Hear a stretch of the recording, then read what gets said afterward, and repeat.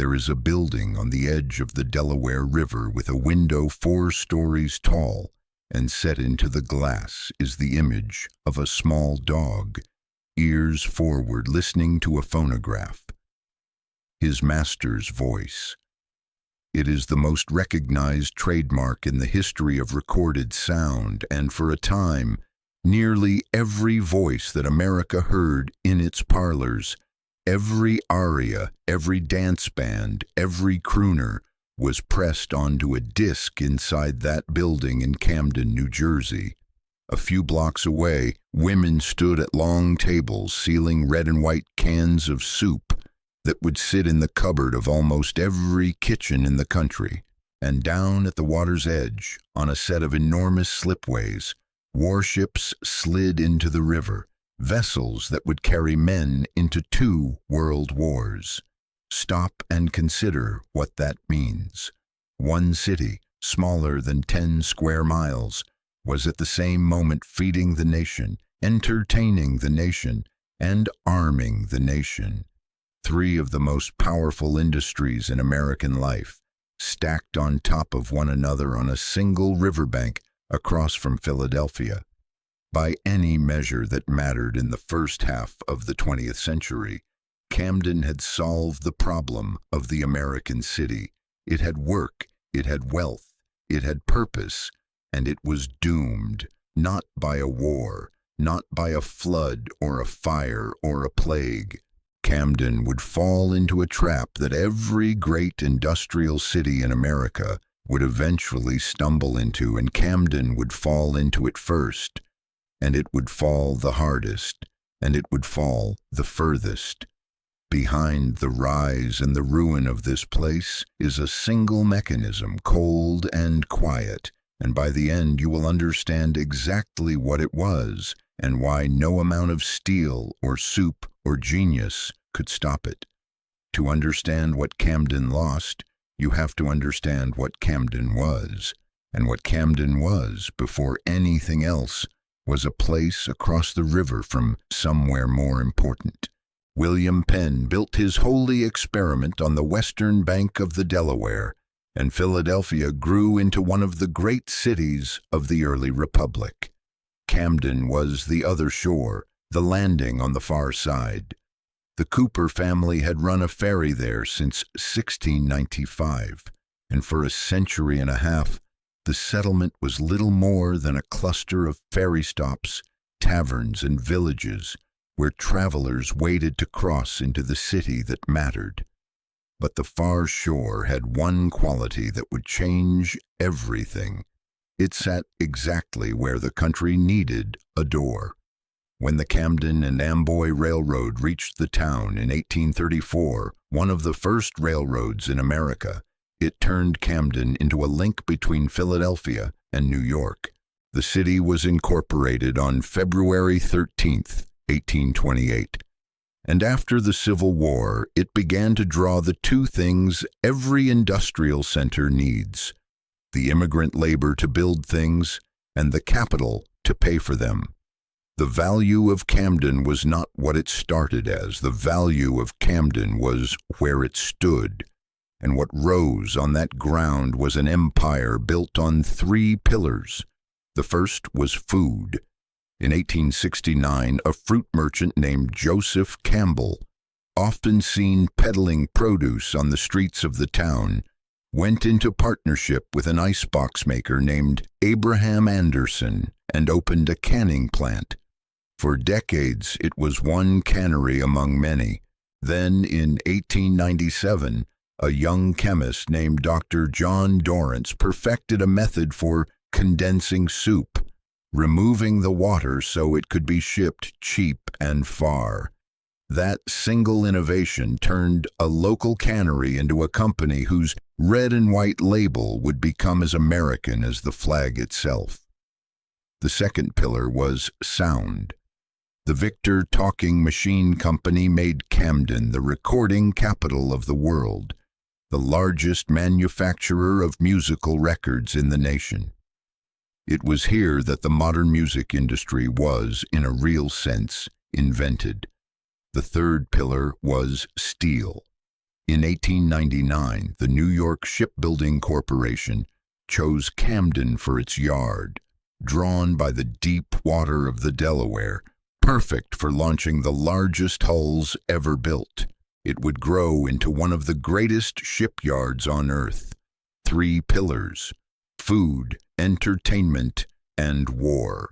And the people came to serve them. Camden's population had been just 14,358 in 1860. By 1900, it had climbed to nearly 76,000, and the newcomers arrived from across America and across the ocean, drawn by the promise of steady work in a city that seemed to have everything. From the bluffs of Philadelphia, you could look across the river and see it. A city dense with smokestacks and church spires, humming with the sound of its own manufacture, growing at a rate that would have been unimaginable a generation before. It had food and music and iron. It had labor and capital and location. How does a place that has all of that lose all of it? The answer begins the moment Camden reached the very top. In the spring of 1918, the United States government did something it almost never does. It built an entire town from nothing in a hurry, because there was simply nowhere left to put the workers. The New York shipbuilding yard on the Camden waterfront had swollen with war orders, and thousands of men were pouring in to build the hulls the nation needed. There were no houses for them. So the Federal Emergency Fleet Corporation set aside 225 acres at the eastern edge of the city and laid out York Ship Village, 1,400 homes arranged on the English Garden City model, with a central square and generous open space designed for the men who built the ships. It still stands today, a whole community conjured out of farmland because Camden's industry was growing faster than the city could hold it. This is Camden at the height of its power, and the height was extraordinary. The people arrived in waves. First had come the British, the Germans, the Irish. Now came the Italians, the Russians, the Poles, Catholic and Jewish families, crossing an ocean to stand at the tables and the furnaces and the slipways of a city that had work for every pair of hands. They packed into row houses and walked to the factories. They filled the churches and the union halls. By 1920, the newest arrivals had become the leading force in the city's labor, and they remade Camden in their own image, street by street. In 1926, the Great Bridge went up. The span connecting Camden to Philadelphia across the Delaware, later named for Benjamin Franklin, cost $37 million, split evenly between New Jersey and Pennsylvania. It was for a moment among the longest suspension bridges in the world, and it stitched the far shore directly to the city that had always overshadowed it. The ferries that had defined Camden for 2 centuries would now compete with a roadway in the sky. And the 3 pillars rose together. The Victor Talking Machine Company had made Camden the recording capital of the planet. Into that riverfront complex came the greatest voices of the age, and out of it came the discs that carried them into every parlor in America. When Enrico Caruso sang, the world heard him because of a factory in New Jersey. In 1929, Victor merged with the Radio Corporation of America to become RCA Victor, and the little dog, listening to his master's voice, became the emblem of an entertainment empire. Camden did not just make records. Camden, in a real sense, invented the business of recorded music. Campbell's, meanwhile, had become a fixture of the national table. The red and white can was everywhere, in pantries from Maine to California, a symbol so ordinary that people forgot it came from a single riverfront city in South Jersey. and the shipyard built giants. New York Ship grew into one of the largest and most productive yards on Earth, its cranes visible for miles along the Delaware. Then came the test that broke lesser places. When the Great Depression fell across the country, cities everywhere went bankrupt. Camden bent, but it did not break. By the mid-1930s, the city was so short of cash, it paid its own workers in scrip, printed notes standing in for money it did not have. And yet the industrial foundation held. Through the worst of the Depression, RCA Victor, Campbell's, and New York Shipbuilding together kept close to 25,000 people employed in Camden. The pillars carried the city on their backs. Even in that dark decade, Camden was inventing. On June 6, 1933, the nation's very first drive-in movie theater opened here. But if you look closely at those same years, you can see the first hairline crack.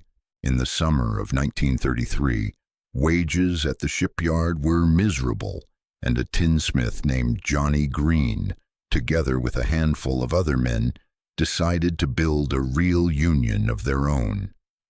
Out of that decision came the great Camden shipyard strikes of 1934 and 1935. The men who built the empire were beginning to ask what their labor was worth, and the companies were beginning to calculate what it would cost them. Set that thought aside for a moment, because the empire had one last staggering ascent to make. The Second World War turned the Camden waterfront into an arsenal. New York shipbuilding became, at its wartime peak, one of the largest and most productive shipyards in the entire world, employing as many as 47,000 workers. From those slipways came the heavy cruiser USS Indianapolis and warship after warship for the fleet.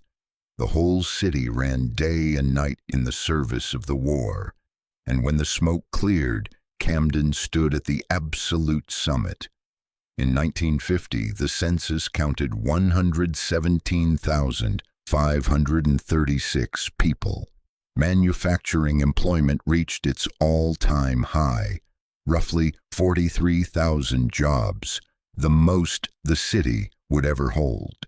It fed America, it entertained America, it had armed America, and it had survived depression and won a war. It was the highest the city would ever climb, and it was, at that exact moment, already beginning to fall. Here is the strange thing about the death of Camden. No enemy ever bombed it, no river ever drowned it, no fire ever burned it to the ground. The city that fed and entertained and armed a nation was not killed by any of the things that kill cities. It was killed by arithmetic. Somewhere in the accounting departments of the great companies in the years after the war, a set of numbers was run, and the numbers said that Camden had become too expensive. The men who had built the empire wanted to be paid what the work was worth, and the companies could pay less somewhere else. That was the whole mechanism. It was not cruelty, and it was not conspiracy. It was a spreadsheet, and a spreadsheet does not care what it destroys. Remember the union that a tinsmith named Johnny Green had started in the summer of 1933. By the post-war years, organized labor had won real wages and real benefits in Camden. And for the workers that was a victory, a generation in the making. But every dollar those contracts secured was a dollar the companies now looked at and asked a simple question. Could this be made cheaper elsewhere? And the answer, almost everywhere they looked, was yes.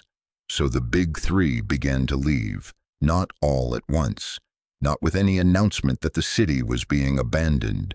They left the way water leaves a cracked basin, slowly and then all at once. RCA Victor moved first and moved quietly. In the 1940s, it began shifting some production out of Camden into rural Indiana, where labor was cheaper. Later, it would look further still to workers in Chihuahua, in Mexico, and then technology itself turned against the city. The whole industry was pivoting from the vacuum tube to the transistor, from American assembly lines to overseas plants, and the sprawling Camden electronics complex that had once carried the voice of Caruso began to contract, plant by plant, through the late 1950s and into the decades beyond. Campbell's took a different path to the same end. The company kept its corporate headquarters in Camden, its name still tied to the city, but it moved the actual work away.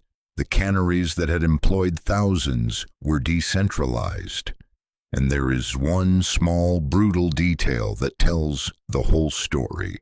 In 1979, the company stopped using the locally grown tomatoes of South Jersey, the very crop that had built the business, and replaced them with industrially produced tomato paste shipped in from California.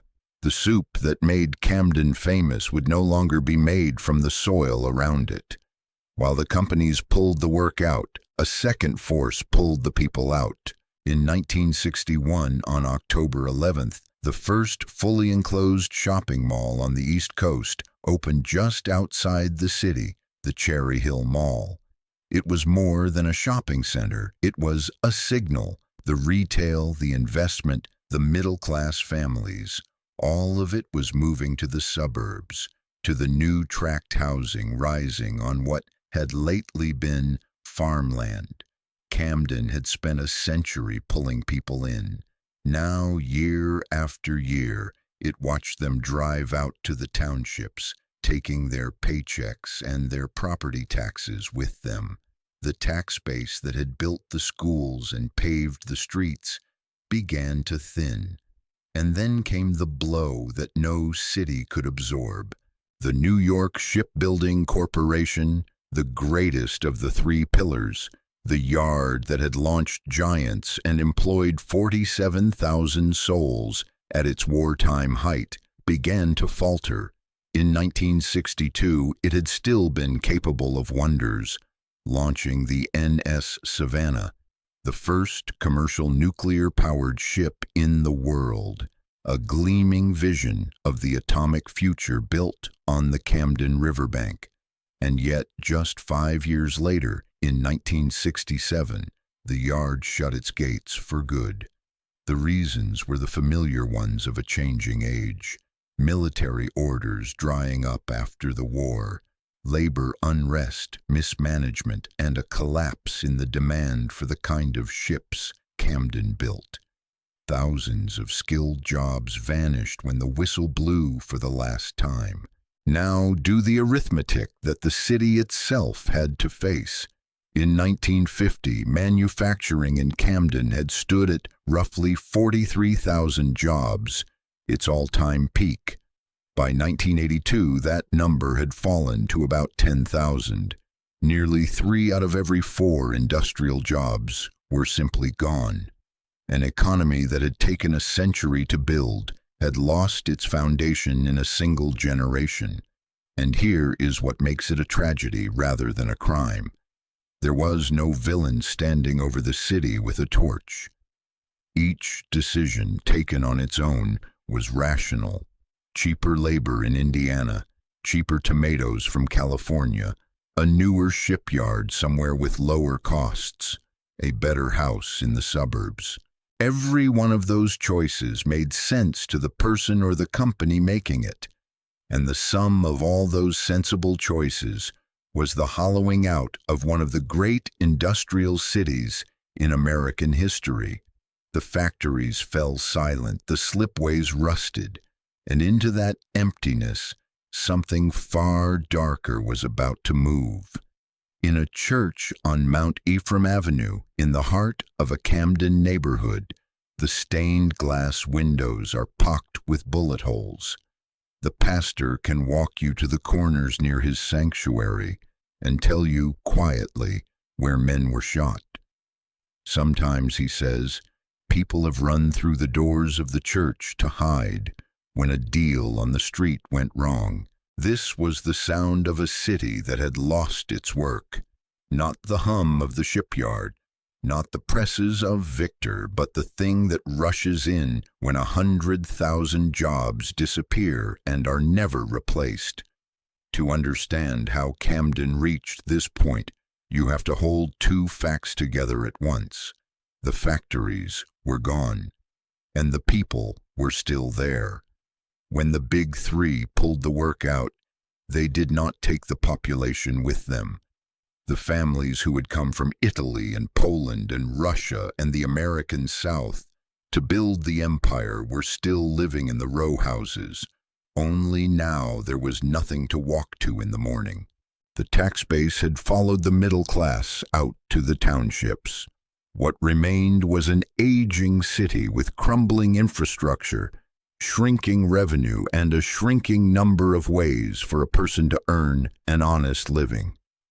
Into that vacuum, one industry moved in where the others had fled. The drug trade did not arrive because of anything about the people of Camden. It arrived because of geography and desperation, the same two forces that had built the city in the first place.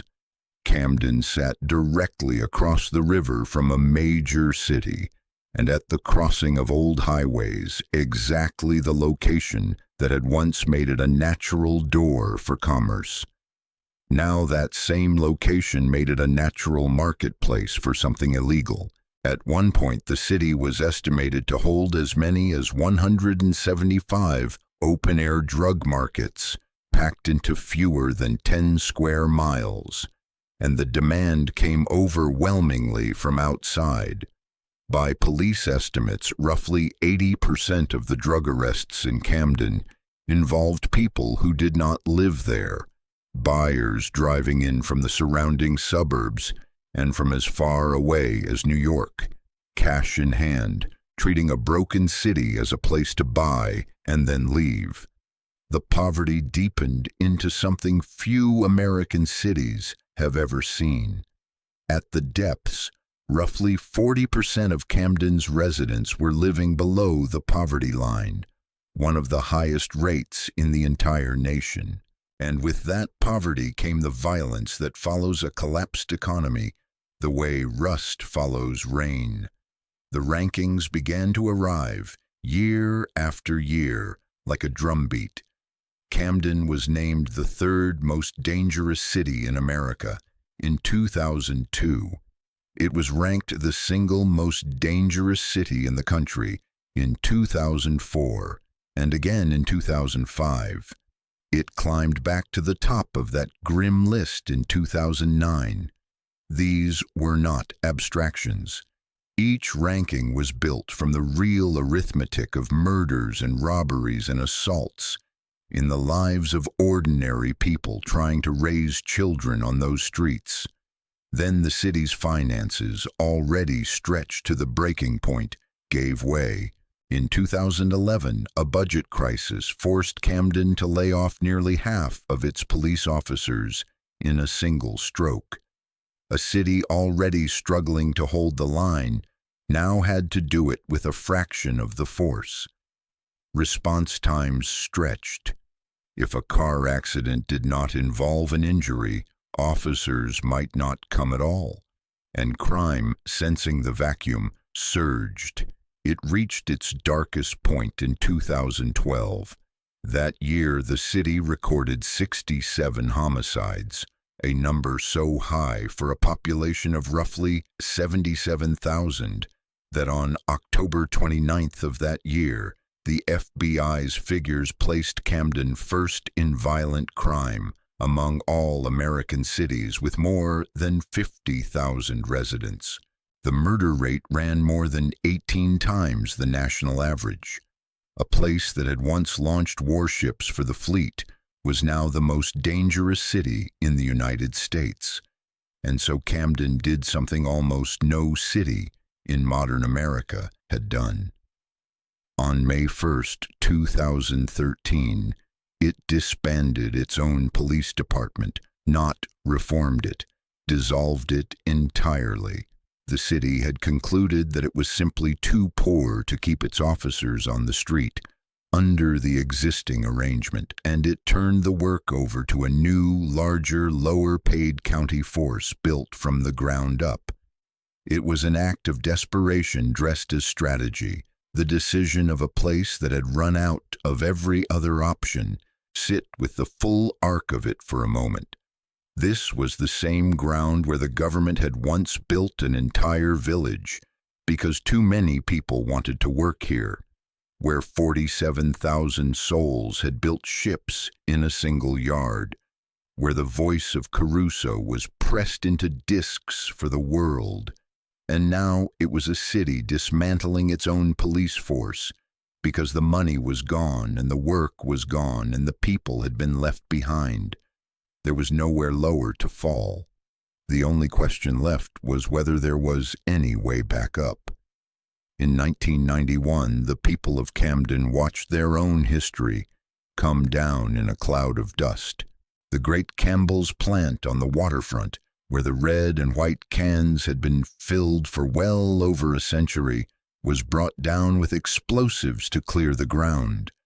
For a moment, the air above the Delaware was thick with the powder of the building where America's soup had been made. And then it settled and the lot was empty, and the question hanging over the whole city was written into that silence. When the empire is gone, what is left standing? The answer, it turns out, is stranger and more stubborn than simple ruin. Walk the Camden waterfront today and you will find the old assembly plant of the Victor Talking Machine Company still there, only now it holds apartments. They call it the Victor, the name carefully chosen to avoid infringing on a trademark that outlived the company itself. People sleep and cook and raise children in the rooms where the discs of Caruso were once pressed. The stained glass image of the little dog listening to his master's voice was preserved, a relic of the empire of sound, kept safe while the industry that made it moved on decades ago. And there is a warship on the river again, though not the kind Camden used to build. In 1999, the battleship USS New Jersey was brought to the Camden shore to become a museum and memorial. Think about the strange symmetry of that.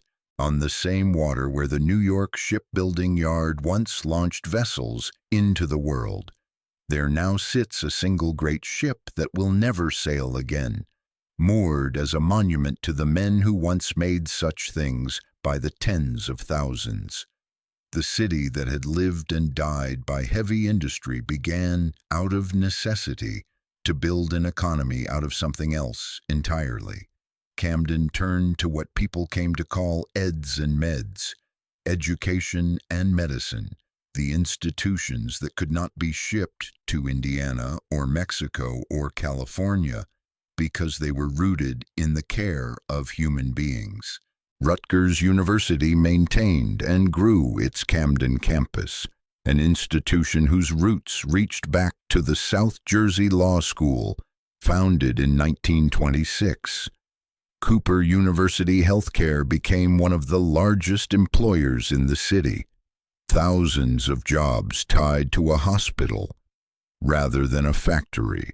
In 2012, a new medical school opened its doors through Rowan University, where the shipyard and the cannery had once stood. The city now leaned on classrooms and clinics. Other names came to the riverfront. An automaker made Camden its American headquarters. A major water company based itself in the city. An aquarium and a concert venue rose along the Delaware where industry had once crowded the shore, part of a long, halting effort to turn the waterfront into a place people would choose to visit rather than flee. And the violence, that terrible measure of a broken economy, began to ease. After the police department was dissolved and rebuilt in 2013 and a larger force returned to the streets, the numbers slowly turned. The city that had counted 67 homicides in 2012 recorded 23 in 2017, the fewest in roughly 3 decades. It would be a lie to call the city fixed.